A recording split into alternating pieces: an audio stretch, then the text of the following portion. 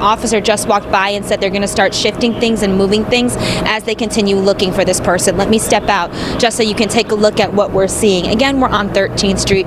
You see some officers' cars coming through here. We've also seen some people trying to walk through, getting as much information as possible because, again, this is a quickly moving situation. We're actually right by the North Side Medical Shipping and Receiving entrance that has been blocked off with tape. And I can also tell you that there have been people who work in some of the surrounding buildings who have started to come out trying to get some more information. And not too long ago, I spoke with a gentleman who works inside the North Side Medical Building. He said around lunchtime, around noon, he was told by his supervisors to leave the building. He wasn't given much more information. In fact, when I asked him what else he knew, he said nothing, only that he was told to leave and he did not know if he would be allowed back in the building. So that should give you a sense of how quickly things have changed around here.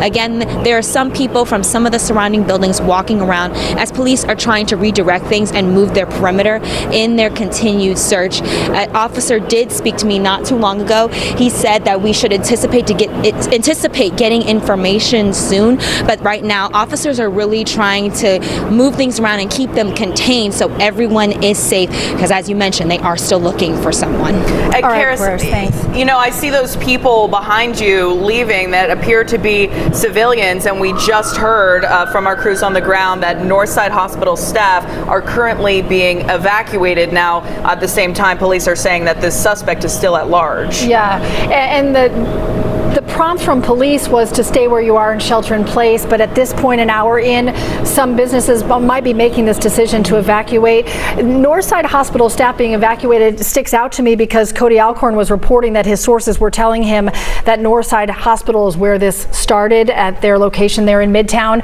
So we're working to confirm more details about that, but that location certainly central to what's happening here today and the investigation moving forward. Obviously, a lot of people in this area, a lot of people have been watching what's happening. We want to let you hear now from a witness. I was meeting a friend for lunch and saw Atlanta police rushing the building, and it was a very heavy and quick response, and they asked us to stay put in the restaurant until the situation was under control and everything. I never felt like I was personally in any danger. They did a great job. So.